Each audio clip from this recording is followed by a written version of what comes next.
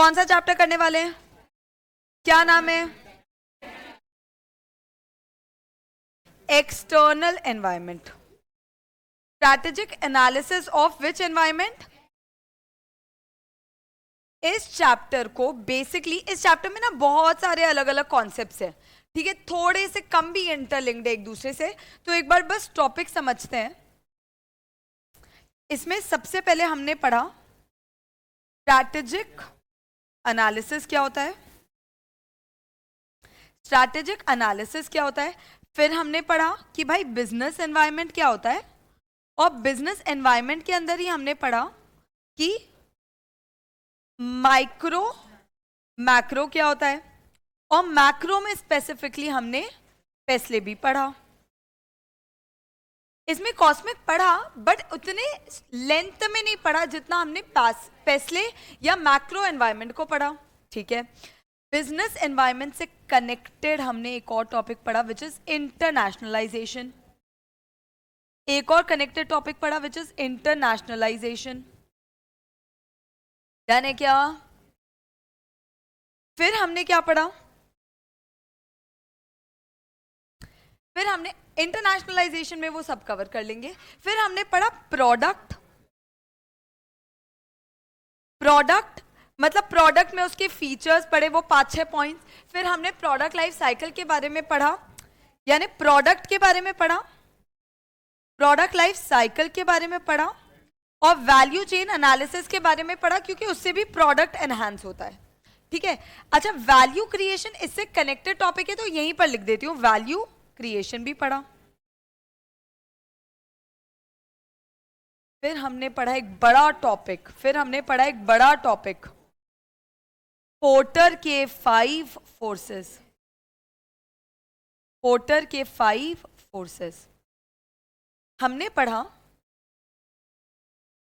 थोड़ा सा कस्टमर के बारे में भी, हाँ इसी में मैं बोल देती हूँ, एक्सपीरियंस कर्व भी इसके जस्ट बाद अपन ने पढ़ लिया था, कोई दिक्कत नहीं है। फिर हाँ, कस्टमर के बारे में पढ़ा कि कस्टमर कौन होता है, उसका बिहेवियर कैसा होता है, उसको कैसे एनालाइज करना है, वो डिसीजन मेकिंग कैसे करता है, okay. And then last we understood something about competitive landscape. Value chain analysis यहां आ गया। We learn something about competitive landscape plus किसी भी इंडस्ट्री में जीतने के लिए कुछ की सक्सेस फैक्टर। तो बहुत सारे टॉपिक्स के साथ ये चैप्टर बना है, इसलिए 40 पेज का कुछ चैप्टर है ये। वैसे देखा जाए तो अगर मैंने कुछ छोटा मोटा किया तो अलग बात है, अदरवाइज ये 40 पेज का चैप्टर है। इसके बाद सबसे बड़ा चैप्टर नंबर 5 है, वहाँ पे भी ऐसे फैले हुए टॉपिक्स है, बट चैप्टर नंबर 5 थोड़ा सा टफर है, ये काफ़ी ईजी है। चैप्टर नंबर 2 काफ़ी ईजी है। चलो करते हैं स्टार्ट स्ट्रैटेजिक एनालिसिस से। मैंने बोला था कि हमको एक स्ट्रैटेजिक मैनेजमेंट प्रोसेस करना है, हमको हमारे गोल्स ऑब्जेक्टिव फुलफिल करने हैं, उसके लिए हमको स्ट्रैटेजी फॉर्मुलेट करना है। बट स्ट्रैटेजी फॉर्मुलेट करने से पहले, आप कोई भी स्ट्रैटेजी बनाने से पहले क्या करते हो? स्ट्रैटेजिक एनालिसिस करते हो। अब क्या करते हो? स्ट्रैटेजिक एनालिसिस करते हो। स्ट्रैटेजिक एनालिसिस से क्या पता चलता है आपको स्ट्रैटेजिक एनालिसिस की अगर मैं बात करूं तो आपको स्ट्रैटेजिक एनालिसिस से 2 चीजें पता चलती है। स्ट्रैटेजिक एनालिसिस का मतलब ही है इंटरनल एनवायरनमेंट देखना और एक्सटर्नल एनवायरनमेंट देखना। आपका इंटरनल एनवायरनमेंट देखना और आपका एक्सटर्नल एनवायरनमेंट देखना। इंटरनल आपके कुछ स्ट्रेंथ्स होते हैं, कुछ वीकनेसेस होते हैं, और एक्सटर्नल आपको कुछ अपॉर्चुनिटीज मिलती है और आपको कुछ थ्रेट्स होते हैं। यानी हाँ, स्वॉट एनालिसिस, यानी सपोज मेरा एम्प्लॉय बेस बहुत अच्छा है, ये मेरी स्ट्रेंथ है, बट मेरे प्रोडक्ट उतने अच्छे नहीं है, मेरी वीकनेस है। गवर्नमेंट हमको सपोर्ट कर रही है, वो एक अपॉर्चुनिटी है।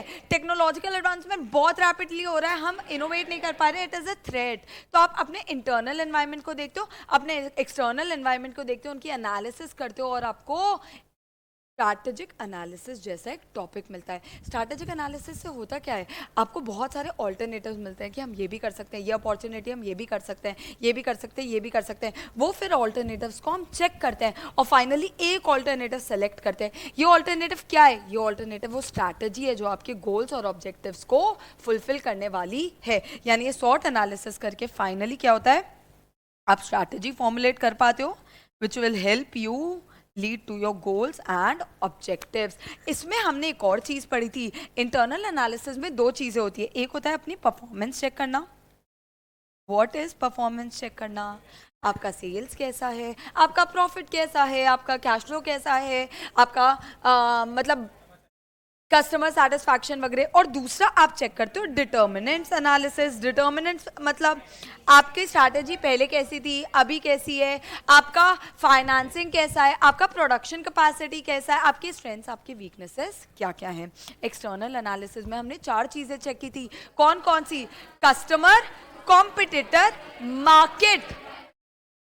कस्टमर मतलब कस्टमर की चीज़ें चेक करना, जो हमारा कस्टमर है उनको चेक करना। कस्टमर को चेक करना मतलब क्या वो खुश हैं हमसे, वो कितने बार रिपीट परचेजेस कर रहे हैं, ये सब चेक करना। और मार्केट चेक करना मतलब मार्केट कैसे ग्रो कर रहा है, कि भाई नए नए लोग आ रहे हैं क्या इस मार्केट में, नए नए सप्लाई डिमांड आ रही है क्या इस मार्केट में, क्या कोई ऐसा सप्लाई, कोई ऐसा डिमांड है जो फुलफिल नहीं कर रहे तो हम फुलफिल कर सकते हैं, मतलब मार्केट किस तरीके से ग्रो कर रहा है।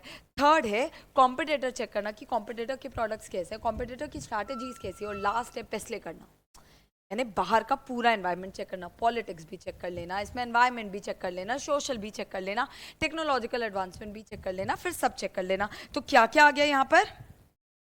कस्टमर चेक कर लेना, मार्केट चेक कर लेना, कॉम्पिटिटर्स चेक कर लेना, और लास्ट फाइनल एनवायरनमेंट मतलब पेस्ले चेक कर लेना, क्योंकि ये भी तो आपके एक्सटर्नल एनवायरनमेंट का पार्ट है। यहाँ पे स्ट्रैटेजिक एनालिसिस खत्म होता है, बट फिर भी बोले कि यार स्ट्रैटेजिक एनालिसिस ना थोड़ा सा कुछ अपने इश्यूज के साथ आता है। वो 3 टाइप के इश्यूज हैं, BRT। BRT जरा बोलना, BRT। बी क्या है? Balance between internal and external. there are some things which are internal strengths या weaknesses and there is something called opportunities or threats। मेरे पास एक अपॉर्चुनिटी आ रही है कि मेरी ईवी इंडस्ट्री बढ़ रही है, मेरा स्ट्रेंथ हो सकता है कि मेरे पास उसके लिए ऑलरेडी प्रोडक्शन कैपेसिटी या स्टाफ बैठा है, मेरा वीकनेस हो सकता है कि मुझे उसके बारे में कुछ भी नहीं पता है। तो हमको एक बैलेंस बनाना है बिटवीन इंटरनल फैक्टर्स और एक्सटर्नल फैक्टर्स। हमको सारे डिसीजन मेकिंग के लिए दोनों के बीच एक बैलेंस होना चाहिए। अच्छा, बैलेंस एकदम फ्लॉलेस होगा क्या? कभी भी बैलेंस फ्लॉलेस नहीं हो पाएगा। हमको एक वर्केबल बैलेंस बनाना है जिससे हमारी स्ट्रैटेजी बस फॉर्मुलेट हो जाए। आप ये मत सोचना मैं एकदम परफेक्ट बैलेंस बना लूंगा, क्योंकि एनवायरनमेंट ऑलवेज चेंजिंग है। दूसरा है BR।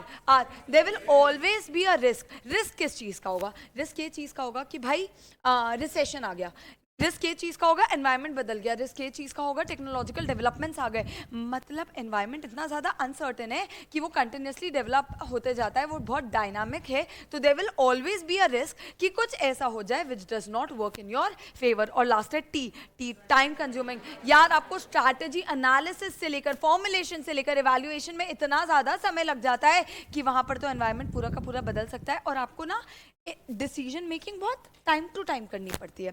आज कुछ डिसीजन कर लिया, फिर कुछ लिया, फिर कुछ लिया, तीसरे वाले डिसीजन पहले वाले डिसीजन से मैच नहीं कर रहा क्योंकि चेंजेस हो गए। टाइम इतना ज़्यादा टाइम ले लेता है कभी कभी कि हम जो सोचे थे और जब वो इम्प्लीमेंट करने की बात है वहाँ पर ही अंतर आ गया। डन है। फिर हमने शुरू किया था एक टॉपिक कॉल्ड बिजनेस एनवायरनमेंट, एक टॉपिक कॉल्ड बिजनेस एनवायरनमेंट। चलो मैं बिजनेस एनवायरनमेंट की बात करती हूँ। तो इसके लिए मैंने एक वर्ड यूज़ किया था, क्या था? वो तो था ही था। अगर मैं बिजनेस एनवायरनमेंट को डिफाइन करना चाहूँ तो those are all external factors influences situation which influence our internal decision making, plans, strategies, etc.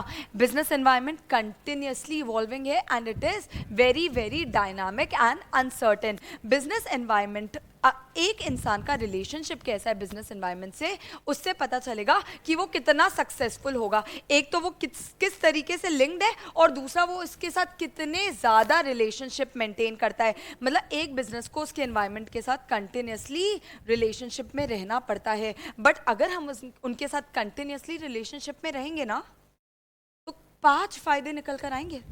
5 फायदे निकल कर आएंगे। Logic, L for learning. भाई आप जब बिजनेस एनवायरनमेंट रीड करते जाओगे आप कंटिन्यूअसली कुछ ना कुछ सीखते जाओगे, हमारे बिजनेस के बारे में, हमारी इंडस्ट्री के बारे में, एक्सटर्नल एनवायरनमेंट के बारे में, इंटरनल एनवायरनमेंट के बारे में। दूसरा बोलता है कि भाई अपॉर्चुनिटीज थ्रेट्स के लिए ही तो ये कर रहे हैं, हमको पता चले कि बिजनेस एनवायरनमेंट हमको कौन सी अपॉर्चुनिटीज, कौन सी थ्रेट्स दे रही है, इसलिए तो हम ये सब पढ़ भी हम इसलिए रहे हैं, just to understand what are the opportunities and threats lying. यानी अगर मैं कंटिन्यूसली बिजनेस के साथ, देखो यार, जब आप बिजनेस एनवायरनमेंट को रीड करते हो, मतलब आप ये देखते हो कि लॉ कैसे चेंज हो रहा है, आप ये देखते हो टैक्सेस कैसे चेंज हो रहा है, आप ये देखते हो रेगुलेटरी कोई चेंजेस आ रहा है क्या, आप ये देखते हो टेक्नोलॉजिकल कोई चेंजेस आ रहा है क्या, और उन सब से आपको क्या मिलता है? Opportunities and threats. जी क्या है भाई? जब आपने अपनी अपॉर्चुनिटीज को पकड़ लिया और थ्रेट्स को हटा दिया, तभी तो आपको एक डायरेक्शन मिल गया कि भाई मुझे इधर ग्रो करना है, मुझे इस डायरेक्शन में ग्रो करना है। जब जब आप चेंजेस देखते हो, आप एनवायरनमेंट को एनालाइज करते हो, तो आपको पता चल जाता है this is the future and I want to grow this side. I for image building, ये थोड़ा अलग पॉइंट है कि ये बोलता है कि जब आप एनवायरनमेंट को चेक करते हो तो आपको पता चलता है कि सपोज मैं बहुत ज़्यादा ग्राउंड वाटर खराब कर रही हूँ, तो what will I do is कि मैं उस ग्राउंड वाटर के लिए कुछ ना कुछ चैरिटी करती रहूंगी, कुछ ना कुछ उसको ठीक करने की कोशिश करूंगी, और वो फैक्ट को प्रमोट भी करूंगी कि मैं ये चीज़ को ठीक कर रही हूँ। नीता अंबानी का वीडियो याद आ रहा है? तो ये क्या है? ये आप अपनी इमेज बिल्ड करने की कोशिश करो उस एनवायरनमेंट में, जिस एनवायरनमेंट को आप यूटिलाइज कर रहे हो। इससे भी क्या होगा? लोग आपको ज़्यादा प्रेफर करेंगे। और लास्ट है सी। यार इतनी सारी चीज़ें हो गई, तो हम ये सब क्यों कर रहे हैं? ताकि हम कंपटीशन को बीट कर सके और हम फ्लरिश कर सके, हम दूसरों से बेटर हो सके। बिजनेस एनवायरनमेंट में दो चीज़ें आ सकती है, माइक्रो एंड मैक्रो। माइक्रो मतलब क्या? माइक्रो मतलब which is your immediate periphery, which is outside your control, macro environment, which cannot be controlled, macro environment। किसको periodically review करने की जरूरत पड़ती है? macro। किसको रोज रिव्यू करना पड़ता है? माइक्रो। कौन हमको डायरेक्टली इन्फ्लुएंस करता है, कौन हमको दूर दूर से इन्फ्लुएंस करता है, कौन हमारे डे टू डे ऑपरेशंस को कौन हमारे लॉन्ग टर्म स्ट्रैटेजीज को इन्फ्लू करता है? Macro environment. माइक्रो में कवर्ड होता है कॉस्मिक, माइक्रो में कवर्ड होता है कॉस्मिक, मैक्रो में कवर्ड होता है पेस्ले। कॉस्मिक मतलब customer, organisation, competitors, market intermediaries, suppliers. थोड़ा गलत बोल दी, एस पहले है, सप्लायर्स पहले है, ठीक है। पेस्ले में क्या क्या कवर्ड है? पॉलिटिक्स, एनवायरमेंटल, सोशल, अब मैं बोल देती हूँ, पॉलिटिक्स, एनवायरमेंटल या economical, social, technological, legal and environmental, ठीक है। वैसे तो माइक्रो एनवायरनमेंट खत्म हो गया, बस 5-6 और पॉइंट्स थे कि भाई चेक कर लो कि आपकी एम्प्लॉइज कैसे और किस तरीके से ऑर्गेनाइज्ड है, आपका कौन सा कस्टमर बेस है जिस पे आप रिलाई करते हो, आप कहाँ से फाइनेंस उठाते हो, आप किस लोकल कम्युनिटी में काम कर रहे हो, आपका डायरेक्ट कॉम्पिटिटर क्या है, उनकी स्ट्रैटेजीज, प्रोडक्ट्स क्या है, और लास्ट में बोलता है भाई कि आपका सप्लायर कौन है और आप उस पर कितने ज़्यादा डिपेंडेंट हो, कितने ज़्यादा लिंक्ड हो। ये तो हो गया माइक्रो। फिर मैक्रो को तो बहुत लेवल पे डिस्कस किया यार। मैक्रो की अगर मैं बात करूँ ना, तो सबसे पहले तो मैंने बोला था मैक्रो में पेस्ले अगर हटा दूं तो पहले बोला था डेमोग्राफिक। डेमोग्राफिक मतलब एक पॉपुलेशन की कैरेक्टरिस्टिक चेक करना, like age, like gender, like religion, like education, like income levels, बहुत सारी चीजें, रेस, कास्ट, एक्सेट्रा, बहुत सारी चीजें। ये सब क्या है? पॉपुलेशन की कैरेक्टरिस्टिक्स है यार। इससे क्या डिसाइड होता है? इससे ना मार्केट का साइज डिसाइड होता है। क्या डिसाइड होता है? मार्केट का साइज। मैंने बोला मेल इतने, फीमेल इतने, तो अगर मैं कुछ ऐसा प्रोडक्ट ला रही हूँ विच इज फीमेल ओरिएंटेड, तो अपने आप मेरा मार्केट का साइज डिसाइड हो गया। यानी डेमोग्राफिक सबसे ज्यादा क्या अफेक्ट करता है? मार्केट के साइज को अफेक्ट करता है। नेक्स्ट क्या है? Socio cultural. अच्छा ये भी बता देना, सुनो, अगर डेमोग्राफिक के बारे में खुदा ना खासा पूछ लिया तो ये भी बता देना इंडिया कैसा है। तो इंडिया में ज्यादा यंग पॉपुलेशन है, कम ओल्ड पॉपुलेशन है, बिकॉज अच्छा, और कई लोग हैं, जिसके कारण एमएनसीज हमेशा इंटरेस्टेड होती है कि ये लोग हैं जिनको हम कैप्चर कर सकते हैं। एमएनसीज बिजनेस भी यहाँ लाना चाहती है क्योंकि कस्टमर बेस भी बढ़ा है और एम्प्लॉय बेस भी बढ़ा है, लेबर भी बढ़ा है। ये बात समझ आ रही है? तो थोड़ा बहुत ना इंडिया के बारे में भी आप यहाँ पर बता सकते हो कि भाई इंडिया का डेमोग्राफिक्स कैसा है, अपन ने तो पूरा देखा ही था। नेक्स्ट क्या है? Socio cultural. ये इसमें ना सबसे पहले एक वर्ड यूज किया that these are complex factors.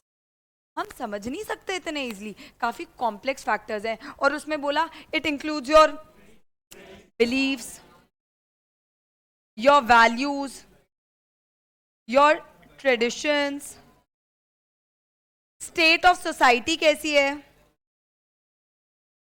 State of society कैसी है, सोसाइटी। एक वर्ड यूज किया कोहेसिवनेस। कोहेसिवनेस मतलब होता है कि सोसाइटी बंधी हुई है, कि सोसाइटी अलग अलग है।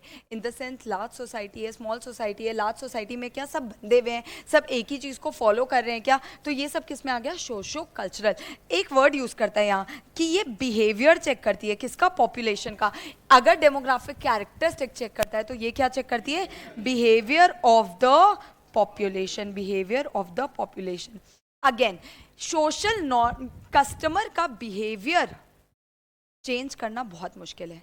ये बहुत टाइम से चलते हुआ कल्चर है और आप इसको जल्दी से चेंज नहीं कर सकते। बट आप क्या चेंज कर सकते हो? आप अपने खुद के प्रोडक्ट्स, अपनी खुद की सर्विसेज और अपने खुद के स्ट्रैटेजीज को चेंज कर सकते हो। मतलब सोशो कल्चरल में बोलता है देख भाई ये एक ऐसी चीज़ है जो ना बहुत सालों से चलती हुई आई है, बहुत सेट है लोगों के दिमाग में, तो आप उसको चेंज करने की कोशिश मत करना। आपको क्या चेंज करना चाहिए? आपके खुद के प्रोडक्ट सर्विसेज को चेंज करना चाहिए as per the social norms. Next क्या है यार? ये तो बहुत ही इंपॉर्टेंट है। इकोनॉमिक्स तो सबसे ज्यादा डिमांड सप्लाई को कौन अफेक्ट करता है? Economics of a country. Economics में क्या आता है? तो बोलता है यार inflation, deflation, GDP, unemployment, per capita कैसा चल रहा है, इंटरेस्ट रेट्स क्या चल रहे हैं, फॉरेन एक्सचेंज रेट्स क्या चल रहे हैं, जो डायरेक्टली इंपैक्ट करता है एक गुड्स या सर्विसेज की डिमांड या सप्लाई को, इवन मार्केट के साइज को भी, और मार्केट में आप किस तरीके से ग्रो कर सकते हो उसको भी। सपोज अगर इंटरेस्ट रेट बहुत ज़्यादा है तो लोग रियल एस्टेट में अभी इन्वेस्ट करना नहीं चाहेंगे। फॉरेन एक्सचेंज बहुत ज़्यादा है या टैरिफ्स बहुत ज़्यादा है, तो अभी यूएसए का ही चल रहा है कि टैरिफ्स बहुत ज़्यादा बढ़ गए हैं, तो कहीं ना कहीं हमारा डिमांड सप्लाई अफेक्ट हो जाए। नेक्स्ट क्या है यार? पॉलिटिकल।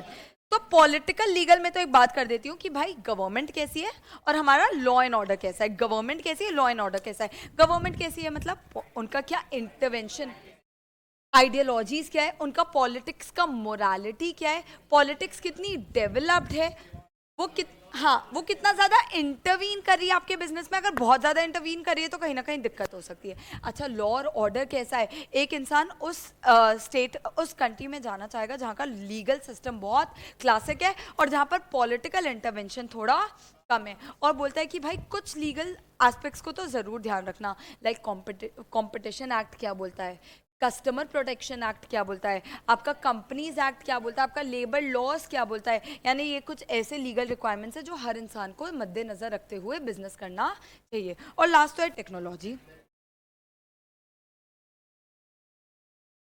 इसमें बोलता है कि भाई एवरी डे टेक्नोलॉजिकल एडवांसमेंट्स हो रहे हैं, एवरी डे टेक्नोलॉजिकल एडवांसमेंट्स हो रहा है जिसके कारण ना टाइम डिस्टेंस वगैरह श्रिंक हो रहा है, लोग पास आ रहे हैं, कम्युनिकेशन बेटर हो रहा है, मोबिलिटी बेटर हो रही है। यानी टेक्नोलॉजी अगर आपने नहीं अपनाया तो आप पीछे रह जाओगे। हर इंसान को अपने इंडस्ट्री का टेक्नोलॉजिकल एडवांसमेंट चेक करते रहना चाहिए।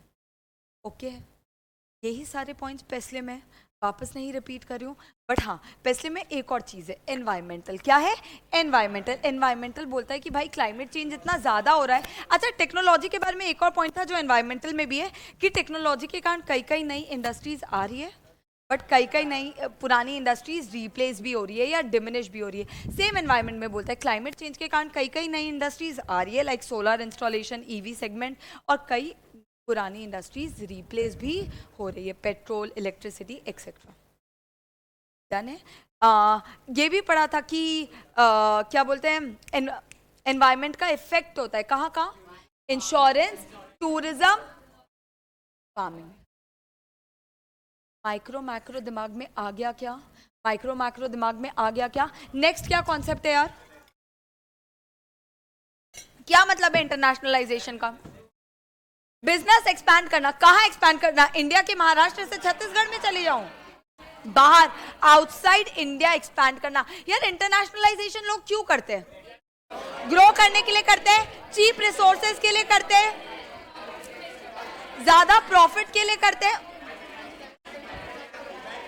एक और पॉइंट पढ़ा था, प्रोडक्ट लाइफ साइकिल बढ़ जाती है ना। आज किया जो इंडिया में है वो शायद जापान में कोई और स्टेट में होगी, हो सकता है वो अपने मैच्योरिटी में पहुंच गई है, बट इंडिया में हो सकता है वो अभी भी ग्रोइंग इंडस्ट्री हो। यानी इट डिपेंड्स कि आपका प्रोडक्ट लाइफ साइकिल क्या है। यानी आपका प्रोडक्ट लाइफ साइकिल कहीं ना कहीं बढ़ जाता है। किससे? इंटरनेशनलाइजेशन से। अच्छा, इंटरनेशनलाइजेशन से स्ट्रैटेजीज बनाना ईजी हो जाता है या हार्ड हो जाता है?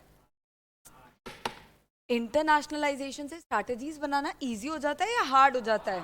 क्यों क्यों क्यों?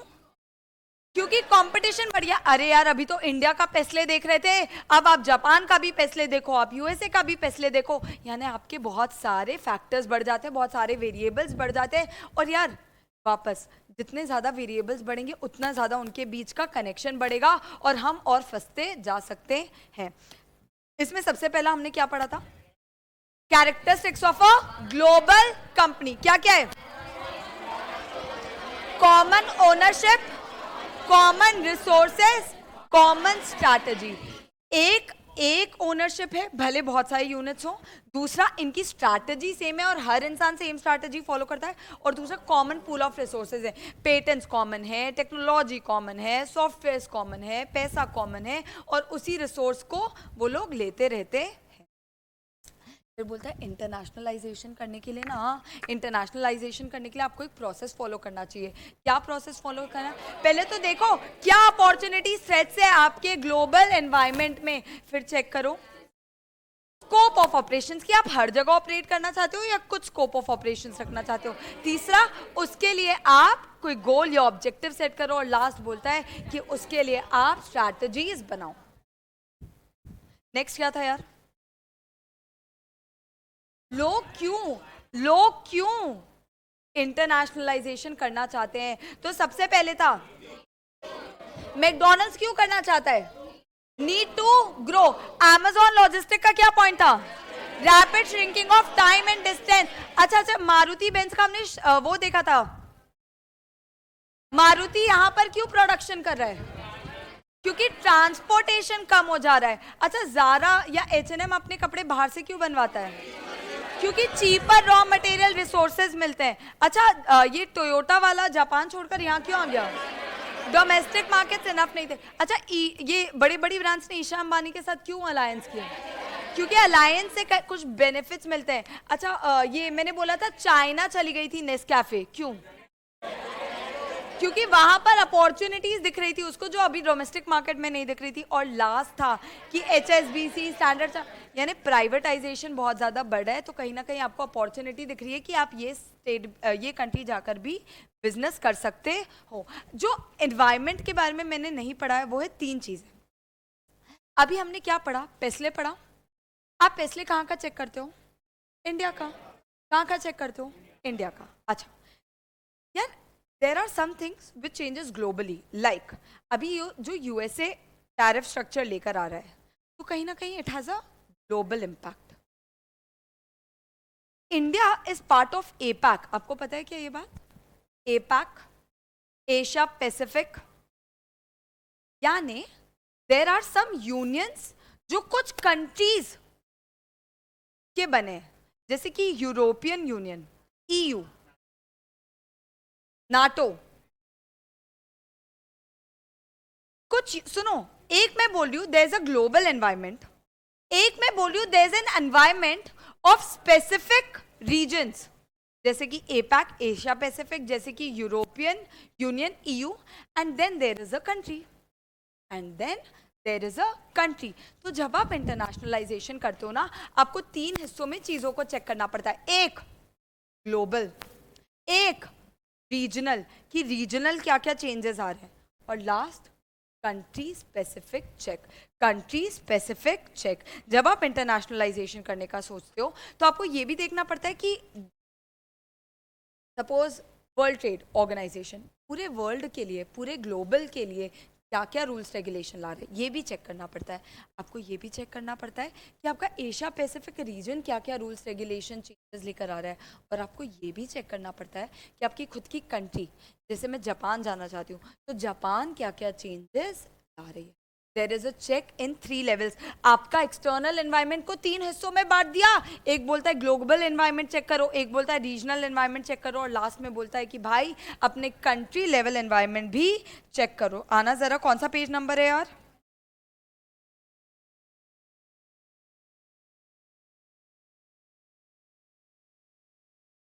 बस तो यहाँ बोलता है there needs to be 3 check, multinational check यानी global check, regional level check और कंट्री लेवल चेक। मल्टीनेशनल यानी आइडेंटिफाई करना, एंटिसिपेट करना, मॉनिटरिंग करना components of the global environment, identify करना, एंटिसिपेट करना और मॉनिटरिंग करना, क्या? Components of a global environment on a large scale.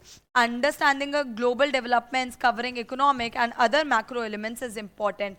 Government में हैव फ्री या interventionist tendencies in economies that need to be carefully considered.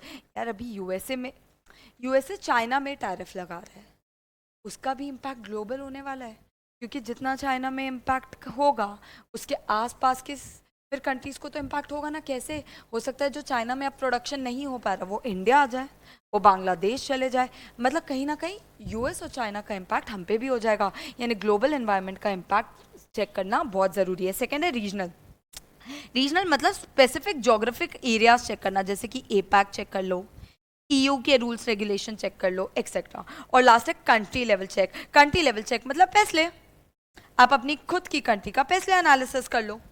Study of economic, legal, political, cultural is required in order for planning to be successful. The analysis must be customised for each of the countries. आप India में PESTLE कर सकते हो, आप Japan में PESTLE कर सकते हो, आप यूएसए में पैसले कर सकते हो, मतलब it depends on country to country.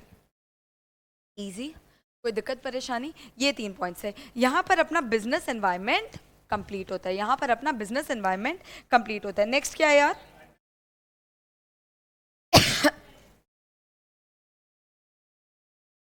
Product.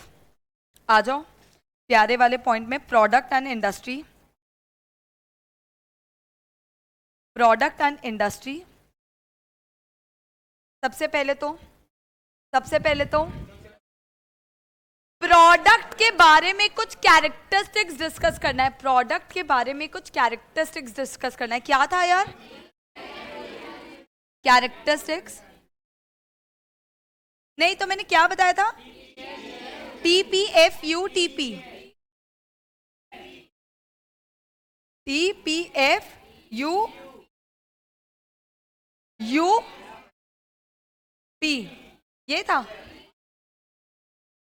मुझे याद नहीं है, बताओ ना एक बार। PP,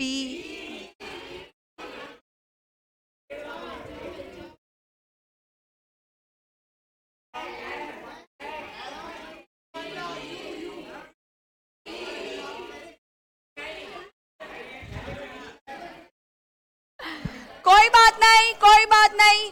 प्रोडक्ट के कुछ कैरेक्टरिस्टिक्स है। सबसे पहला कैरेक्टरिस्टिक्स है that they are tangible and intangible both. Tangible मतलब गुड्स, इनटेंजिबल मतलब सर्विसेज। बट टेंजिबल गुड्स के भी कुछ इनटेंजिबल फीचर्स हो सकते हैं, जैसे कि उसकी इंस्टॉलेशन, उसकी वारंटी, उसकी आफ्टर सेल सर्विसेज। नेक्स्ट है every product has a price. Price is generally whatever cost and a attached margin. लेकिन आजकल की दुनिया में प्राइस कहीं ना कहीं मार्केट हमको दे देता है, तो हमको क्या करना चाहिए? प्रॉफिट कमाने के लिए कॉस्ट कम से कम करना चाहिए। तीसरा है प्रोडक्ट में कुछ फीचर्स होने चाहिए which satisfy the customer needs, happiness, utility etcetera. It can be anything. आपका प्रोडक्ट का डिजाइन, आपका प्रोडक्ट डिफरेंशिएशन, आपकी प्रोडक्ट की क्वालिटी, ड्यूरेबिलिटी, क्या बोलते हैं, after sale services, packaging etcetera. फिर बोलता है that product is very pivotal for business.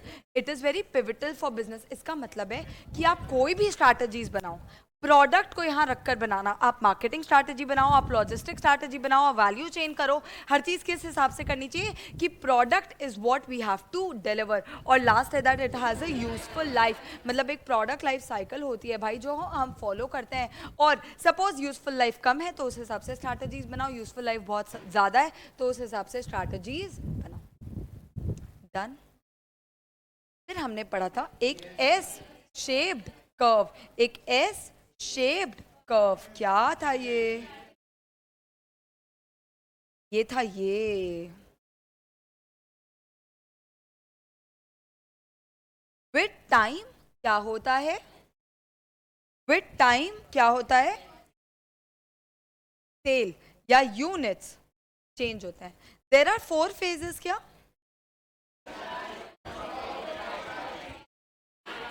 Introduction, growth, introduction की कुछ क्वालिटीज पढ़ना चाहें तो क्या बोल सकती हूँ, slow sales growth, negligible competition, customer awareness, market awareness बहुत कम है, हाई प्राइसिंग कर सकते हो, ठीक है। अच्छा, यहां पर आपको क्या स्ट्रैटेजी बनानी चाहिए, स्टेबल नहीं, बिल्कुल भी नहीं, grow grow grow, expand expand expand, correct है। फिर आता है ग्रोथ, ग्रोथ में क्या होता है, ग्रोथ रेट एकदम से बढ़ जाता है, कंपटीशन आ जाता है, कस्टमर अवेयरनेस हो जाता है, लो आपका जो प्राइसिंग है वो कम हो जाता है। डन। फिर आती है मैच्योरिटी की स्टेज, जहां पर आप स्टेबलाइज हो गए हो, कंपटीशन अपने हाईएस्ट में, प्रॉफिट डिक्लाइन हो गया, यहां पर आपकी स्ट्रैटेजी होनी चाहिए या तो स्टेबिलिटी, या मार्केटिंग वगैरह करके बस अपने प्रोडक्ट के बारे में बताते रहो लोगों को कि हमारा प्रोडक्ट जिंदा है। अच्छा, इसमें एक और चीज कर सकते हो जो एमसीक्यू में आया था, बोलता है आप नीश मार्केटिंग कहाँ कर सकते हो, नीश, व्हाट इज नीश, फोकस्ड, तो बोलता है कि आप नीश स्ट्रैटेजी तब अपनाओ जब आप मैच्योरिटी पे हो, क्योंकि मैच्योरिटी तक तो जो मिल रहा है कमाओ कमाओ कमाओ कमाओ, बेचो बेचो बेचो, पर जब आप मैच्योरिटी में आ गए हो ना तो आपको पता चल गया आप किस चीज में बेस्ट हो। Now what you can do is you can focus on one single thing, आप नीश स्ट्रैटेजी अपना सकते हो। क्या अपना सकते हो, नीश स्ट्रैटेजी, ये एक एमसीक्यू में पूछा है, ठीक है। डिक्लाइन में क्या होता है यार, there is a sharp fall in profits and in sales, एक रिप्लेसमेंट आ गया इसलिए हमारा शार्प फॉल हो रहा है, और यहाँ पर रिट्रेंचमेंट करना, लिक्विडेट करना या डाइवर्सिफाई करना, यानी कुछ और बना देना बेटर रहेगा। ओके, क्यों करते हैं पीएलसी यार, प्रोडक्ट पोर्टफोलियो एनालिसिस करने के लिए। ये भी क्यों करते हैं, प्रोडक्ट पोर्टफोलियो एनालिसिस करने के लिए, क्योंकि जब आपको पता चलता है, सपोज आप ग्रोथ पे हो तो आप क्या करते हो, और एक्सपैंड करते हो, आप क्या करते हो, और एक्सपैंड, बट अगर आप मैच्योरिटी पे हो तो आप क्या करते हो, स्टेबिलिटी अपना लेते हो। तो प्रोडक्ट के लिए स्ट्रैटेजी बनाने में पीएलसी हेल्प करता है। ओके, आ जाते हैं, what is the meaning of value, what is the meaning of value, utility,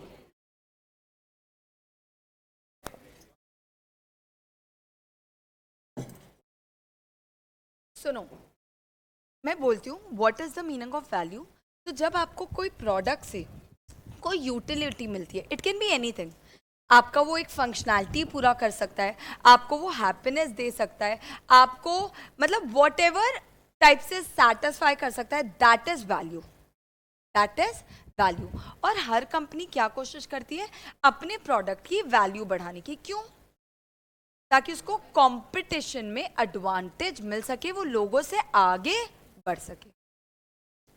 now what is a value chain, what is a value chain, तो बोलता है यार value chain is a process, it involves all activities from starting to create a product and delivering final customer satisfaction. क्या बोलता है, it involves all the step from creating a new product, creating a product and delivering customer satisfaction, इसके बीच के सारे steps क्या है, value chain के प्रोसेसेस हैं। और हमको ये स्टेप्स को एनालाइज करना चाहिए। क्यों एनालाइज करना चाहिए, ताकि हम हर स्टेप आइडेंटिफाई कर सके कि हम कहाँ से अपना वैल्यू एडिशन कर सकते हैं। तो बोलता है यार ये वैल्यू चेन को ना हम दो चीजों में बांट देते हैं। क्या क्या?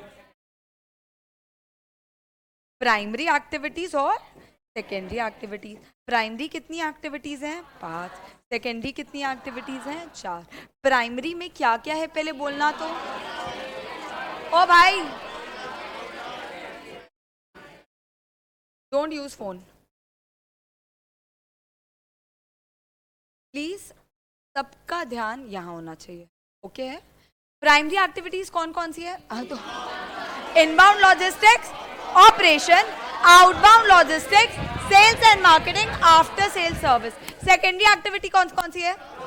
Procurement, resource, technology, infrastructure. सुनो सुनो, ये अच्छा, ये हम क्यों पढ़ रहे हैं? ताकि हम इसको एनालाइज कर सकें, हम समझे कि कहाँ से हम वैल्यू एडिशन कर सकते हैं, और उसी को बोलते हैं वैल्यू चेन की एनालिसिस करना, ताकि आप पूरा वैल्यू चेन का प्रोसेस चेक करके अपना वैल्यू एडिशन कर सको। प्राइमरी एक्टिविटीज में सबसे पहले है इनबाउंड लॉजिस्टिक। तो इनबाउंड लॉजिस्टिक्स में बोलता है भाई रिसोर्स प्रोक्योरमेंट नहीं, रिसोर्स प्रोक्योरमेंट नहीं, रिसोर्सेज को रिसीव करना, उसको स्टोर करना, उसको डिस्ट्रीब्यूट करना to make the product, distribute करना टू मेक द प्रोडक्ट, जैसे कि स्टॉक हैंडलिंग करना, स्टॉक मैनेजमेंट करना, इन्वेंट्री चेक करना, ये सब किस में आता है? इनबाउंड लॉजिस्टिक में। फिर आता है ऑपरेशंस, जहां पर भी आप इनपुट्स को जब फाइनल प्रोडक्ट में कन्वर्ट किया जाता है उसको बोलते हैं operations, like machining, producing, assembly, painting, packaging etcetera. फिर बोलते हैं आउटबाउंड लॉजिस्टिक। आउटबाउंड लॉजिस्टिक का मतलब है सेम चीज, फैक्ट्री से कलेक्ट करना, स्टोर करना, डिस्ट्रीब्यूट करना। किसको? कस्टमर्स को या रिटेलर्स को डिस्ट्रीब्यूट करने को बोला जाता है आउटबाउंड लॉजिस्टिक। वापस इसमें भी मटेरियल हैंडलिंग आता है, ट्रांसपोर्टेशन आता है, लोडिंग अनलोडिंग आता है, सब आता है।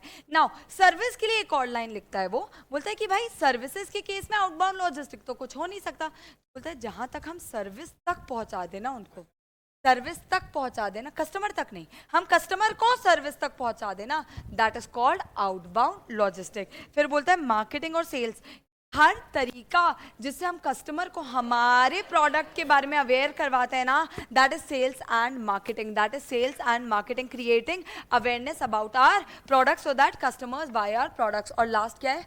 After sale service. After sale service मतलब या तो एनहांस करना या मेंटेन करना the value of our products after it has been. आप वारंटी कर दे सकते हो, आप इंस्टॉलेशन दे सकते हो, आप उनको रिपेयर मेंटेनेंस दे सकते हो, आप उनको रेगुलर चेक्स दे सकते हो, कुछ भी आप आफ्टर सेल सर्विस कर सकते हो। फिर आता है सेकेंडरी एक्टिविटी, उसमें सबसे पहला है प्रोक्योरमेंट। प्रोक्योरमेंट बोलता है भाई यहाँ रिसोर्स का मूवमेंट नहीं देखना, मुझे ये देखना है रिसोर्स कहाँ से सोर्स कर रही हूँ, रिसोर्सेज की सोर्सिंग कहाँ से हो रही है, वेंडर सिलेक्ट करना, वेंडर के साथ कॉन्ट्रैक्ट करना, वेंडर मैनेजमेंट, ये सब आता है प्रोक्योरमेंट में। आप रॉ मटेरियल कहाँ से खरीद रहे हो, किस प्राइस में खरीद रहे हो, और क्या कॉन्ट्रैक्टेड टर्म्स में खरीद रहे हो, क्या क्वालिटी चेक है एक्सेट्रा। फिर आता है resource, human resources. Human resources की बात करूं तो बोलते हैं सारी activities relating to human resources, recruit करना, उनको ट्रेनिंग करना, उनका अप्रेजल सिस्टम रखना, उनको परफॉर्मेंस एनालिसिस करना एक्सेट्रा। फिर आता है टेक्नोलॉजी, तो बोलता है technology is everything from a simple know how to all the R&Ds, new products, new patents, यानी टेक्नोलॉजिकल एडवांसमेंट में स्पेंड करना। और लास्ट है इंफ्रास्ट्रक्चर।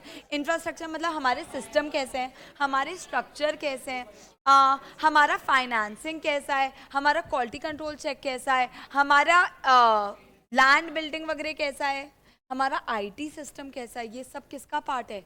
इंफ्रास्ट्रक्चर का। ये सारे पार्ट को जब हम एनालाइज करते हैं तो कुछ वैल्यू एडिशनल आइटम्स निकल कर बाहर आते हैं। हमने बहुत एग्जांपल्स वगैरह डिस्कस किए हैं, वो सब अभी डिस्कस नहीं कर रही हूँ। जैसे हमने आउटबाउंड में देखा था, मारुति ने अब ट्रेन खोल लिया है अपनी, याद आ रहा है? ओके, नेक्स्ट है बड़ा वाला टॉपिक, मतलब बड़ा वाला टॉपिक, ड्रेस इन बीस। पोर्टर ने बोला कि भाई अगर तू एक इंडस्ट्री जाना चाहता है ना, तो उसका कॉम्पिटिटिव प्रेशर चेक कर लेना, तो उसका कॉम्पिटिटिव प्रेशर चेक कर लेना। और ये कॉम्पिटिटिव प्रेशर ना तू 5 फोर्सेस से बढ़िया से चेक कर सकता है। जब ये 5 फोर्सेस चेक कर लेगा तो तेरे को समझ आएगा कि इस इंडस्ट्री की प्रॉफिटेबिलिटी ज़्यादा है या कम। और अगर प्रॉफिटेबिलिटी गुड है तो आप चले जाओ, बट अगर गुड नहीं है मतलब वहाँ कॉम्पिटिटिव फोर्स बहुत ज़्यादा है और आपको उस इंडस्ट्री में नहीं जाना चाहिए। कौन से 5 फोर्सेस हैं? रेस इन बीस, R for threat of rivalry, E for threat of new entrants, S for threat of substitutes, S for bargaining power of suppliers, B for bargaining power of buyers. बोलता है पोर्टर के 5 फोर्सेस चेक करने का भी एक तरीका है। पहले तो तुम देख लो ये 5 फोर्सेस कौन कौन से हैं और तुम्हारी इंडस्ट्री में ये 5 फोर्सेस किस तरीके से काम करते हैं। फिर दूसरा, उसको रेटिंग दो, क्या वो बहुत ज़्यादा है, क्या वो मीडियम है, क्या वो लो है। और ये सारी इंफॉर्मेशन को कलेक्ट करके एक स्ट्रैटेजी बनाओ कि आपको उस आपको उस इंडस्ट्री में जाना है कि ओके। स्टार्ट करते हैं थ्रेट ऑफ एंट्रेंस से। चलो इसका तो अपन ने चार्ट भी बनाया हुआ है। स्टार्ट करते हैं थ्रेट ऑफ न्यू एंट्रेंस से। तो सबसे पहले तो थ्रेट ऑफ न्यू एंट्रेंस के बारे में अगर मैं कुछ बोलूं, मतलब अगर बहुत ज्यादा एंट्रेंस इंडस्ट्री में आएंगे तो क्या होगा? सप्लाई बढ़ेगा, प्रॉफिटेबिलिटी गिर जाएगी। क्यों? क्योंकि सप्लाई बढ़ा है। और दूसरा बोलता है यार अगर नए नए एंट्रेंस आ रहे हैं तो थोड़ा बहुत तो मार्केट शेयर लेंगे ना, और 100% तो 100% ही होता है। अगर मैं पहले 50% लेकर बैठी थी और 10,000 एंट्रेंस आ जाएंगे तो वो 10% तो लेंगे ना में से, मेरे कुछ कस्टमर्स को तो खींचेंगे ही। That is called threat of new entrants. तो बोलता है बट आप न्यू एंट्रेंस को ना स्टॉप कर सकते हो एंट्री बैरियर्स लगाकर। आप बैरियर्स टू एंट्री लगाकर न्यू एंट्रेंस को स्टॉप कर सकते हो। कौन से हैं वो barriers? A B C C D D E, E for A for possibility of aggressive retaliation. यहाँ आपको सिंपल सा पॉइंट लिख कर आना है कि आपके कॉम्पिटिटर्स कैसे हैं। बोलता है कि अगर आपने प्राइस कट किया तो क्या वो लोग अग्रेसिवली रिटेलिएट करेंगे? कैसे रिटेलिएट कर सकते हैं? वो भी हाई प्राइस कट कर देंगे, वो बहुत ज़्यादा एडवर्टाइजिंग करेंगे, प्रमोशनल पैकेजेस देंगे, स्कीम्स देंगे। जैसे कि जियो, आज टेलीकॉम इंडस्ट्री में कोई कुछ कर भी दिया ना तो जियो इतना अग्रेसिव रिटेलिएट करने का पावर रखता है कि बाकी सारे कहीं ना कहीं डिक्लाइनिंग लॉस में चले जाएंगे, लेकिन वो फिर भी प्राइस गिराते रहेगा। आप समझ लो, मतलब there is a possibility of aggressive retaliation. ए बी यार अगर किसी इंडस्ट्री में किसी की ब्रांड आइडेंटिटी बन गई है ना तो वो अपने आप एक एंट्री बैरियर बन जाता है। और स्पेसिफिकली ऐसे आइटम्स के लिए जो जल्दी से आप परचेज नहीं करते हो, जो इनफ्रिक्वेंटली परचेज आइटम होते हैं ना, वहाँ पर मतलब आई विल नॉट केयर कि स्प्राइट ले लें, अगर स्प्राइट नहीं है तो कोको कोला ले लें। मतलब वो थोड़े से फ्रिक्वेंटली परचेज आइटम में ब्रांड आइडेंटिटी इतनी काम नहीं करती है। Even though Coca Cola has great brand image, then also if Coca Cola is not available I will not think twice. I will take something else and go. Right है? A, B, C, capital requirement. ये तो बहुत simple है यार, जितना ज़्यादा capital लगेगा उतना ज़्यादा एंट्री बैरियर बनते रहेगा। C switching cost. Switching cost मतलब सुनना, there can be 2 kinds of switching cost. एक होता है मेंटल स्विचिंग कॉस्ट, मतलब हमको पुरानी चीज़ों की आदत लग गई थी, हमको बहुत ज़्यादा टाइम लग रहा है, हमको बहुत ज़्यादा एफर्ट्स लग रहे हैं, यानी नॉन फाइनेंशियल स्विचिंग कॉस्ट। और एक होता है फाइनेंशियल स्विचिंग कॉस्ट कि भाई आपने कॉन्ट्रैक्ट कर रखा था तो उस कॉन्ट्रैक्ट को तोड़ो, या फिर आपने बहुत सारा खर्चा लगा चुका था उस खर्चे को तोड़कर नया प्रोडक्ट लेकर आओ। यानी स्विचिंग कॉस्ट भी बहुत तरीकों के हो सकते हैं। तो अगर आपकी कोई ऐसा प्रोडक्ट है which has a very high switching cost तो वहाँ पर जल्दी से लोग नहीं आना चाहेंगे, क्योंकि वो आ भी गए तो और कन्विंस भी कर दिया कि तू हमारा प्रोडक्ट बाय कर, लेकिन फिर 1 साल 1.5 साल लग गए उसको स्विच करने में, तो कहीं ना कहीं उसकी वर्थ खत्म हो जाएगी। यानी बहुत ज्यादा स्विचिंग कॉस्ट होगा तो क्या होगा? बैरियर टू एंट्री अपने आप। नेक्स्ट क्या है? A B C C D।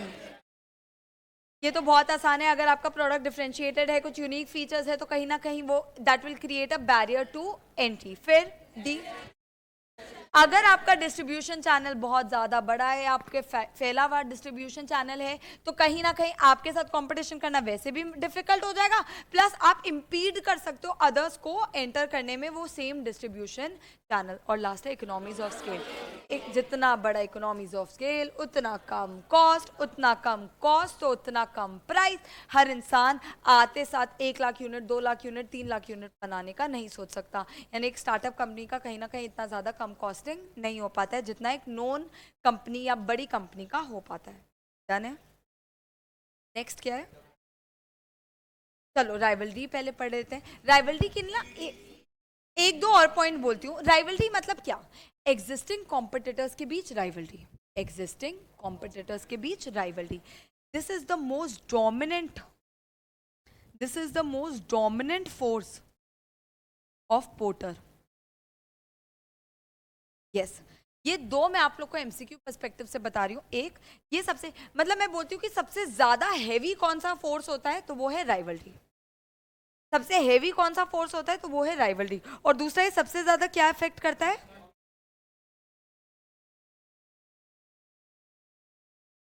कोई दिक्कत? इसके क्या क्या पॉइंट्स थे? C D E F G I. C D E F G I. C क्या था? अगर नंबर ऑफ कॉम्पिटिटर्स बहुत सारे, कोई भी इंडस्ट्री लीडर नहीं है और सेम से नंबर ऑफ कॉम्पिटिटर्स हैं, तो क्या होगा? क्या होगा? कहीं ना कहीं राइवलरी बहुत ज़्यादा स्ट्रॉन्ग होगी। आप ये स्मार्टफोन इंडस्ट्री देख लो। फिर बोलता है आई क्या? C D D. अगर आपका प्रोडक्ट डिफरेंशिएटेड नहीं है या प्रोडक्ट डिफरेंशिएट नहीं कर पा रहे हो, यानी आपका प्रोडक्ट वैसा है ही नहीं कि डिफरेंशिएट कर सको, तो क्या होगा? प्राइस वॉर्स होंगे। प्राइस वॉर्स होंगे तो क्या होगा? राइवलरी बहुत ज्यादा इंटेंस हो जाएगी। C D E. अगर एग्जिट बैरियर बहुत ज्यादा है तो कॉम्पिटिशन, यार आप निकल ही नहीं पा रहे हो ना। बिग बॉस का सोचो, आप निकल ही नहीं पा रहे हो, यानी आप वहीं पर रहोगे तो वहीं लड़ोगे तो आपका कहीं ना कहीं राइवलरी बहुत इंटेंस हो जाएगा। A C D E F. High fixed cost तो क्यों? हम ज्यादा प्रोड्यूस करेंगे ताकि फिक्स्ड कॉस्ट पर यूनिट कम हो सके। ज्यादा प्रोड्यूस करेंगे तो ज्यादा सप्लाई होगा। और आप तो at the and same customers के लिए लड़े हो। कस्टमर्स तो लिमिटेड ही, आप कितना भी सप्लाई कर दो। फिर स्लो ग्रोथ। अगर ऐसी इंडस्ट्री में हो जिसका डिक्लाइनिंग मार्केट है या ग्रो नहीं कर रही है, तो बहुत कम कस्टमर्स आएंगे। बहुत कम कस्टमर्स आएंगे तो इंसान को सर्वाइव करने के लिए वही तो कस्टमर को पोच करना है, यानी कहीं ना कहीं राइवलरी बहुत ज़्यादा इंटेंस हो जाती है। और लास्ट है, अगर एक इंडस्ट्री लीडर है तो कहीं ना कहीं वो अपने आप को एक ये बन जाता है कि इसने जो कर दिया वो ही है, यानी कहीं ना कहीं राइवलरी कम हो जाएगी क्योंकि एक इंडस्ट्री लीडर है जो सब कुछ सेट कर रहा है मार्केट में। नेक्स्ट है bargaining power of buyers. Bargaining power of buyers से सबसे ज्यादा पता है क्या इंपैक्ट होता है? प्राइजेस। ये भी एमसीक्यू में पूछता है। प्राइजेस सबसे ज्यादा किससे इंपैक्ट होते हैं? बायर की बार्गेनिंग पावर से। क्योंकि यही तो होता है ना, वो मम्मी जाती है और बोलती है कि भाई ये 50 में तो खरीदूंगी नहीं, 30 में खरीदूंगी, मतलब 30 में खरीदूंगी। वो क्या करिए? बार्गेन करिए। कौन है वो? बायर है वो। और सीधा सीधा किसको इम्पैक्ट करिए? प्राइस को। राइट है ना? यानी बार्गेनिंग पावर ऑफ बायर्स कहीं ना कहीं सबसे ज्यादा इम्पैक्ट करते हैं प्राइजेस ऑफ द प्रोडक्ट को। बार्गेनिंग पावर ऑफ बायर्स बढ़ जाते हैं कब?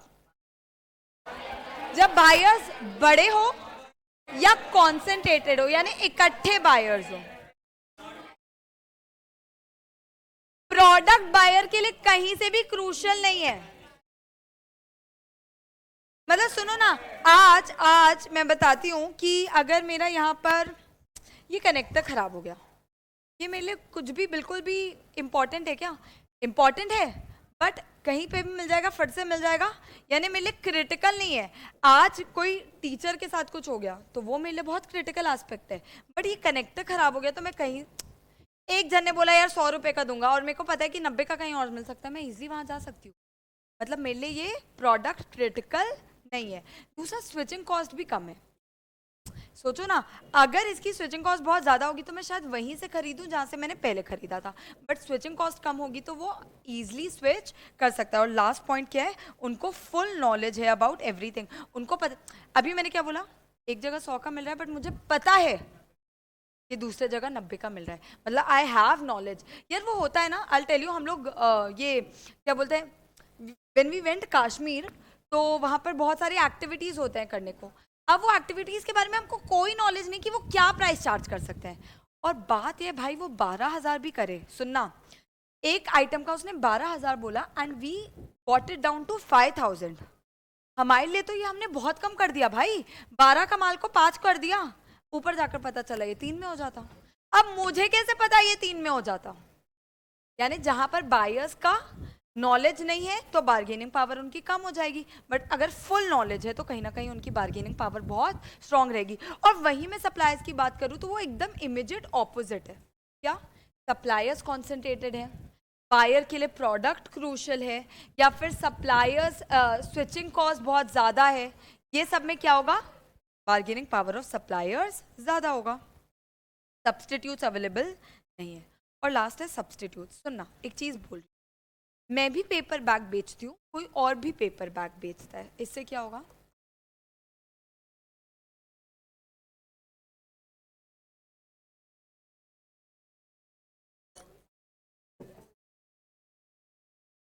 मेरी क्लास कब तक है?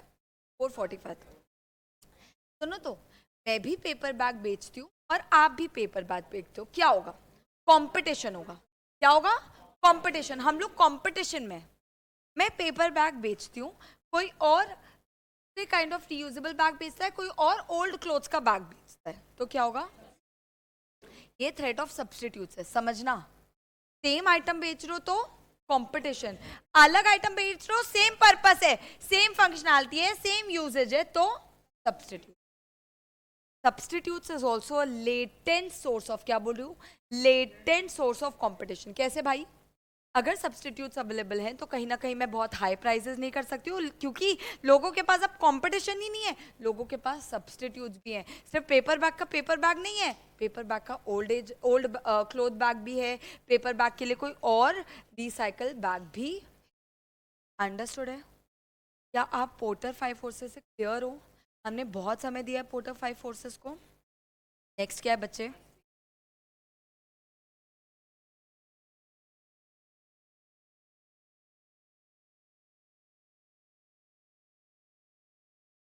एक्सपीरियंस कर्व बोलता है with time,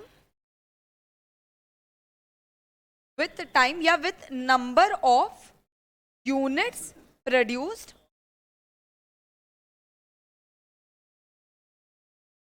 cost per unit reduces। क्यों? आपको इकोनॉमीज ऑफ स्केल मिलता है, आपको वेस्टेज कम होता है, आपको लेबर की एफिशिएंसी का फायदा मिलता है, मतलब लर्निंग कर्व का भी फायदा मिलता है, आप प्रोडक्ट की बेटर रीडिजाइनिंग कर सकते हो क्योंकि आपको अब पता चल गया है कि मार्केट को क्या चाहिए, आप टेक्नोलॉजिकल एडवांसमेंट बहुत इजीली कर सकते हो, आप ऑटोमेशन बहुत इजीली कर सकते हो, आपको समझ आ गया है कि चीपर रिसोर्सेज क्या है। एक्सपीरियंस मतलब क्या, कि अब आपको समझ आ गया है कि कस्टमर को क्या चाहिए और क्या नहीं चाहिए, कहाँ से आपको माल सस्ता मिल रहा है, कहाँ से माल महंगा मिल रहा है, कौन सी मशीन बेटर है, कौन सी मशीन खराब है, मतलब यू गेट द फायदा ऑफ एक्सपीरियंस। और एक्सपीरियंस का फायदा सबसे बड़ा इम्पैक्ट देता है कॉस्टिंग पे, यानी आपकी कॉस्टिंग पर यूनिट कम होती जाती है। आप डुप्लीकेसी नहीं करते हो, आपके एफर्ट्स डुप्लीकेट नहीं होते, X Y Z. But experience curve का सबसे बड़ा फायदा क्या है? क्या क्या? कॉम्पिटिटिव एडवांटेज, कॉम्पिटिटिव एडवांटेज, एक और की बैरियर टू एंट्री, की बैरियर टू एंट्री, बस इतना ही है एक्सपीरियंस कर्व, की बैरियर टू एंट्री। ठीक है, अब इसके बाद हमने पढ़ा था मार्केट एंड कस्टमर। एक्चुअली हमने मार्केट के बारे में कुछ पढ़ा नहीं था, बट ये टॉपिक का नाम है मार्केट एंड कस्टमर। मार्केट के बारे में हम चैप्टर नंबर 3 में पढ़ेंगे, but what is a market? जहां बाइंग सेलिंग होती है वो मार्केट है। अच्छा, इस स्टॉक एक्सचेंज है मार्केट? यस। अच्छा, are sometimes are buyers are referenced as market? Buyers are referenced as market. हम कई बार बोलते हैं ना ये हमारा मार्केट है, सीए स्टूडेंट्स हमारा मार्केट है, मतलब बायर्स को भी कई बार मार्केट बोला जाता है। अच्छा, कभी कभी इंडस्ट्री को भी मार्केट बोला जाता है कि सीए का मार्केट ऐसा है, राइट? तो market can be a lot of things, but market में जनरली क्या होता है, वो प्लेस जहां पर बाइंग और सेलिंग होती है। मार्केट के बारे में हम पढ़े नहीं थे, बट कुछ थोड़े बहुत पॉइंटर्स बता दिए। हमको पढ़ना है कस्टमर। कस्टमर कौन है? जो हमारा प्रोडक्ट परचेस कर रहे हैं, जो हमें रेवेन्यू लाकर दे रहे हैं। क्या ये हमारे लिए पिविटल है? बहुत ज्यादा पिविटल है। क्या हमें कस्टमर को एनालाइज करना, उनके बिहेवियर को समझना इंपॉर्टेंट है? हाँ। क्यों? ताकि हम अपने प्रोडक्ट्स उनके टेस्ट और प्रेफरेंसेस के हिसाब से बना सके। क्या कस्टमर और कंज्यूमर सेम है? कंज्यूमर मतलब and user, customer can be or cannot be a end user. Customer can only be a buyer sometimes. क्या? Customer analysis का मतलब क्या होता है? कस्टमर के wants, desires, needs को समझना, फिर अपने प्रोडक्ट को समझना और अपने प्रोडक्ट को डेवलप करना according to the needs desires of the customer. आप कैसे कस्टमर के नीड्स डिजायर समझ सकते हो? सर्वे करके और फीडबैक लेकर और रिव्यूज लेकर और पास्ट एक्सपीरियंसेस। इन जनरल आपको कस्टमर के बारे में कहीं ना कहीं से पता चलता है। तो कस्टमर्स की सारी इंफॉर्मेशन कलेक्ट करके आप क्या कर सकते हो? अपने प्रोडक्ट को कस्टमर के हिसाब से चेंज कर सकते हो। क्या देख रही? क्लियर है कि नहीं? मैंने एक टॉपिक बोला था कि ये आने के बहुत बहुत बहुत चांसेस हैं, और मैं 2-3 टीचर्स लोगों का भी सुन रही थी, टू बी ऑनेस्ट, वो भी ये सेम चीज़ बोल रहे हैं। मतलब कहीं ना कहीं है ये बात कि कस्टमर बिहेवियर एनालिसिस आने का बहुत ज़्यादा चांस है। कस्टमर बिहेवियर एनालिसिस मतलब क्या? 3 हिस्से। पहला, एक्सटर्नल फैक्टर्स देखना, इंटरनल फैक्टर्स देखना, फिर आता है डिसीजन मेकिंग, और फिर आता है post purchase action. External factors में सबसे पहले आता है एडवर्टाइजिंग।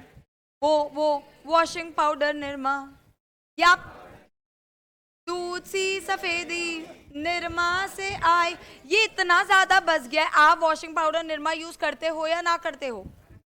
हाँ, इट इज, मतलब कहीं ना कहीं आपके दिमाग में उसकी इमेज बैठ गई। अमूल की वो बच्ची, आप वो दूर से देखोगी, वो अंडरस्टैंड क्यों? क्योंकि यानी एक्सटर्नल फैक्टर्स में कवर होते हैं एडवर्टाइजिंग, फिर वो यार हैरी पॉटर नहीं देखा तो क्या देखा, पीयर के रिकमेंडेशंस और सोशल नॉर्म्स। कुछ ऐसी चीजें होती है जो आप सोशल नॉर्म्स के कारण करते हो कि यार मैं अगर इस स्टेट में पहुंच गया हूँ, सुनो ना, आई टेल यू, अगर मैं बहुत अमीर हो गई हूँ, बहुत ज़्यादा अमीर हो गई हूँ, तो हो सकता है कि मैं कोई सस्ता ब्रांड फिर कभी ना यूज करूं। You know, you develop yourself, you develop your taste. Why? Because you know that you have to be presentable. पहले क्या है, आपको कुछ लोगों के सामने प्रेजेंटेबल होना है। अब आप जितने ज्यादा लोगों के से डील करोगे, कहीं ना कहीं सोशल नॉर्म्स बोलेगा कि आपका लुक भी उस तरीके से होना चाहिए। यानी sometimes you do somethings as per social. ठीक है, ये सब क्या है? एक्सटर्नल फैक्टर्स है। एक्सटर्नल फैक्टर्स में 2 चीजें देखी जाती है, एक तो मार्केटिंग एफर्ट्स क्या चल रहे हैं, और दूसरा एनवायरनमेंट में फैक्टर्स क्या चल रहे हैं। इंटरनल फैक्टर्स मतलब वो साइकोलॉजिकल फैक्टर्स जो आपको कुछ चीज परचेज करने के लिए एकदम मोटिवेट कर देता है। लाइक सुनना, एक और इंटरनल फैक्टर बताती हूँ, क्या मैं बड़े होकर ना लैम्बोर्गिनी खरीदूंगी। ये मेरा एक इंटरनल फैक्टर हो सकता है, एक इंटरनल डिजायर हो सकता है, एक मोटिवेशन हो सकता है, एक एटीट्यूड टुवर्ड्स माय लाइफ हो सकता है। यानी इंटरनल फैक्टर्स मतलब आपके पास एक्सपीरियंसेस कैसे रहे हैं, आप क्या पाना चाहते हो अपनी जिंदगी में, वो सब क्या हो गए? Internal factors. Very important. ये सारी इंफॉर्मेशन से आप क्या करते हो? Decision making. आप प्रोज एंड कॉन्स चेक करते हो, आप चेक करते हो कि कितने ऑल्टरनेटिव्स हैं, उनके प्रोज कॉन्स क्या है, एंड फाइनली आप डिसीजन लेते हो। इसमें मैंने बोला था सबसे पहले तो ये चेक करो a problem, what is the desire, what is the need that you want to fulfil, उसके हिसाब से आप कुछ ऑल्टरनेटिव्स बनाओ, उस ऑल्टरनेटिव्स को इवेल्युएट करो, उसके प्रोज एंड कॉन्स चेक करो, और फिर फाइनली उसके ऊपर एक डिसीजन मेकिंग करो, वो प्रोडक्ट परचेस करो। और प्रोडक्ट परचेस कर भी लिया ना, तो there are some factors called post purchase action, जो आपके डिसीजन मेकिंग को तो इम्पैक्ट नहीं करते बट आगे के डिसीजन मेकिंग को इम्पैक्ट कर सकते हैं। यानी क्या कस्टमर हैप्पी है, अगर कस्टमर हैप्पी है तो वो आगे 10 लोगों को बताएगा, प्लस वो वापस परचेज करेगा। बट अगर कस्टमर हैप्पी नहीं है तो वो नेगेटिव फीडबैक भी दे सकता है और खुद भी कभी बाय नहीं करेगा। जी, कोई दिक्कत? डन है? लास्ट क्या बचा है?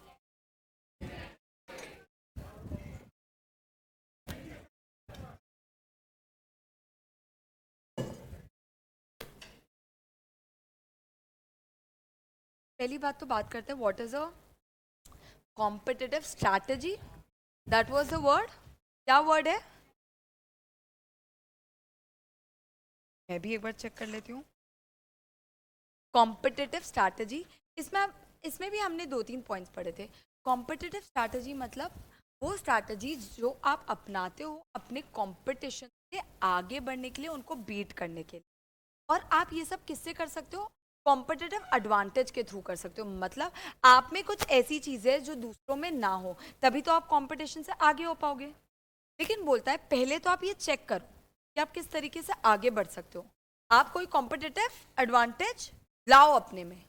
और दूसरा बोलता है उसको प्रोटेक्ट करो, उसको सस्टेन करो। ऐसा नहीं कि एक बार एडवांटेज आ गया, मतलब सपोज मैंने एक रेस्टोरेंट खोला, एक ऐसी जगह पर खोला जहां पर कोई भी रेस्टोरेंट नहीं है, कोई कॉम्पिटिटिव एडवांटेज है, बट कब तक चलेगा? जब तक दूसरा रेस्टोरेंट नहीं आ जाता। So I have to look for ways to sustain my competitive advantage, उसको बोला जाता है कॉम्पिटिटिव स्ट्रैटेजी। कॉम्पिटिटिव लैंडस्केप क्या होता है? In depth analysis of your competitive landscape. अगर मैं कहीं जाकर वहां पर टॉप आना चाहती हूँ, अगर मैं कहीं जाकर वहां टॉप आना चाहती हूँ, तो उसके लिए मुझे कॉम्पिटिटिव लैंडस्केप करना पड़ता है। उसको तो मतलब इमीडिएटली 5 स्टेप्स दिमाग में आ जाने चाहिए। क्या क्या? आइडेंटिफाइंग द कॉम्पिटिटर्स, यानी अंडरस्टैंडिंग द कॉम्पिटिटर। तीसरा स्ट्रेंथ, वीकनेस। सबसे पहला आइडेंटिफाई द कॉम्पिटिटर्स। क्या आइडेंटिफाई करना है? कि हमारे कॉम्पिटिटर्स कौन है। दूसरा उनको अंडरस्टैंड करना, वो क्या प्रोडक्ट्स देते हैं, क्या सर्विसेज देते हैं, क्या क्या उनके उसका परफॉर्मेंस कैसा है, मतलब मार्केट में रिसर्च करना। तीसरा स्ट्रेंथ, वो किस चीजों में बेटर है, कस्टमर उनको क्यों सेलेक्ट करते हैं, कब से मार्केट में, कब से उनकी स्ट्रेंथ चलती आ रही है, एक्सेट्रा। फिर वीकनेस, वीकनेस मतलब वहां वो किस पॉइंट्स में लेक्यूना पॉइंट्स है उनके, वो क्या नहीं कर पा रहे हैं ठीक से, वो किस किस चीज़ में वीक है, क्या वो मार्केटिंग में वीक है, क्या वो आफ्टर सेल सर्विस में वीक है, व्हाट आर द पॉइंट्स जिसमें वो वीक है। और लास्ट क्या था? ये सारी इंफॉर्मेशन पुट टुगेदर करके आपको फाइनली पता चलता है कि कौन से ऐसे गैप्स हैं जिसको आप फुलफिल कर सकते हो, कौन से ऐसे प्रोडक्ट सर्विसेज हैं जो सामने वाला इंसान नहीं दे रहा, और कौन सी ऐसी जगह है जहां पर I can win rather than the competitors. I can win rather than the competitors. This is called competitive landscape. Last है कि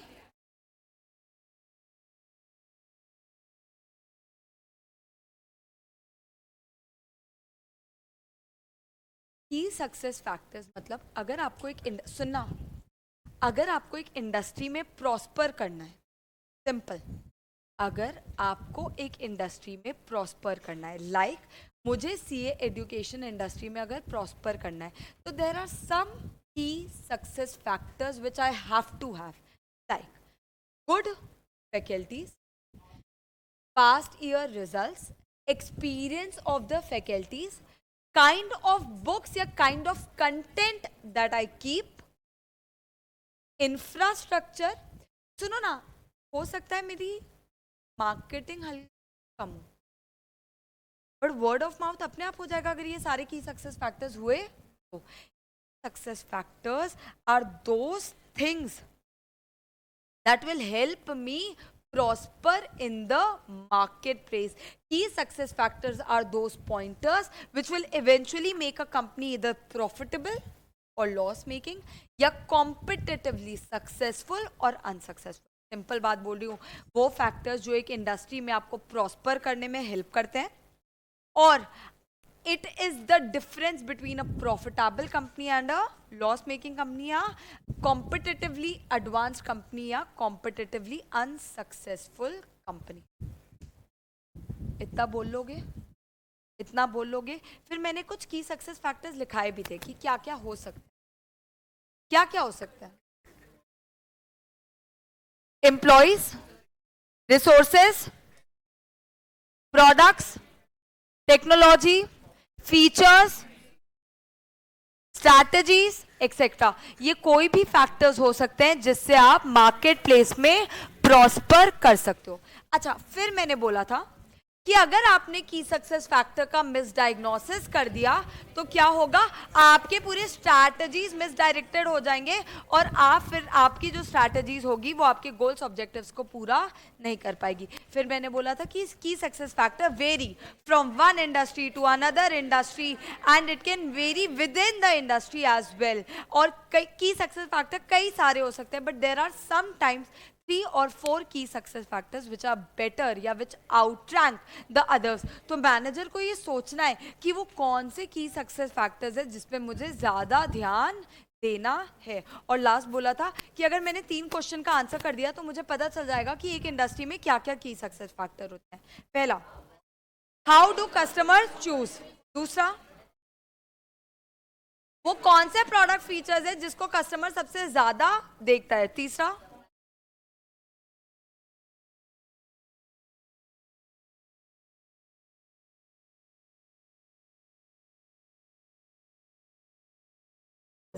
वो क्या चीज है अगर एक सेलर करेगा तो उसको कॉम्पिटिटिव एडवांटेज मिलेगा.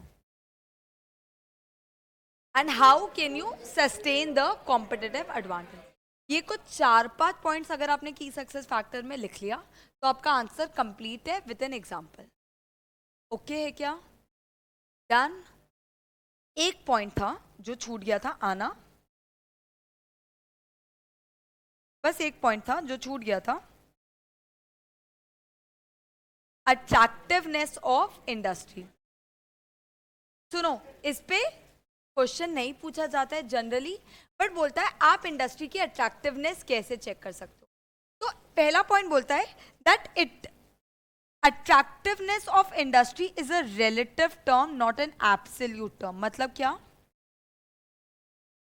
आप जब इंडस्ट्री की अट्रैक्टिवनेस चेक करते हो तो आप रिलेटिव टर्म्स में करते हो, यानी एक को दूसरे से कंपेयर करते हुए अट्रैक्टिवनेस चेक करते हो. The industry analysis culminates in identification of various issues and draw conclusion about the relative attractiveness या unattractiveness of an industry. यार बेसिकली पोर्टर क्या बताता है? 5 फोर्सेस बताता है. जैसे कंपटीशन प्रेशर चेक कर सकते हो, वैसे ही बोलता है कि एक इंडस्ट्री में और भी चीजें होती है जिससे आपको पता चलता है कि वो अट्रैक्टिव है या अनअट्रैक्टिव. जैसे उसका ग्रोथ पोटेंशियल क्या है, वो इंडस्ट्री का ग्रोथ पोटेंशियल क्या है. जैसे मुझे पता है कि पेट्रोल इंडस्ट्री का फिलहाल ग्रोथ पोटेंशियल थोड़ा सा ब्लीक दिख रहा है, 4G का इवेंचुअली जाकर कम हो जाएगा. यानी व्हाट इज द ग्रोथ अभी राइट नाउ. रियली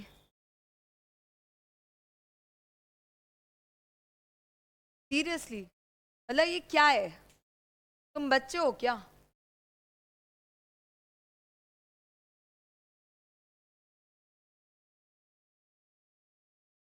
थप्पड़ खा जाओगे नेक्स्ट टाइम, रिमेंबर. हाँ जी, मैं बोल रही हूँ, सुनो ना, खुदा ना खासा ही क्वेश्चन आ गया तो आप लोग को लिखना पड़ेगा, है ना? तो सुन लो मेरी बात, कोई दिक्कत नहीं है. पहला बोलता है इंडस्ट्री का ग्रोथ पोटेंशियल क्या है. फिर बोलता है यार कॉम्पिटिटिव प्रेशर क्या है जिससे प्रॉफिटेबिलिटी चेक हो जाए. मतलब वही कि कंपटीशन कैसा है जिसके कारण प्रॉफिटेबिलिटी उस इंडस्ट्री की कम है या ज्यादा है. फिर बोलता है इंडस्ट्री प्रॉफिटेबिलिटी फेवरेबल या अनफेवरेबल इफेक्ट होती है ड्राइविंग फोर्सेस से. यानी अगर suppose threat of new entrance बढ़ गया या घट गया तो उससे प्रॉफिटेबिलिटी में क्या इंपैक्ट आता है. यार sometimes there are some rivals which are weaker. तो क्या आप उन वीकर राइवल्स की वल्नरेबिलिटीज को कैपिटलाइज कर पा रहे हो? उस इंडस्ट्री में कितना रिस्क, कितना अनसर्टेनिटी है, क्या आप उस रिस्क और अनसर्टेनिटी के अगेंस्ट अपने आप को डिफेंड कर पा रहे हो? कि क्या क्या प्रॉब्लम्स वो इंडस्ट्री फेस करता है और उस इंडस्ट्री का कॉम्पिटिटिव पोजीशन, मतलब हमारे ऑर्गेनाइजेशन का उस इंडस्ट्री में कॉम्पिटिटिव,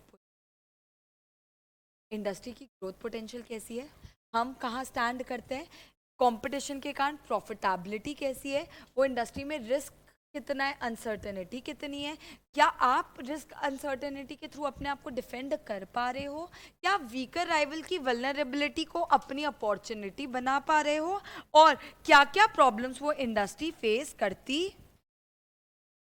डन। एक बार रीड कर लेना, कोई दिक्कत परेशानी नहीं। यहाँ अपना चैप्टर नंबर 2 का पूरा रिवीजन कंप्लीट हो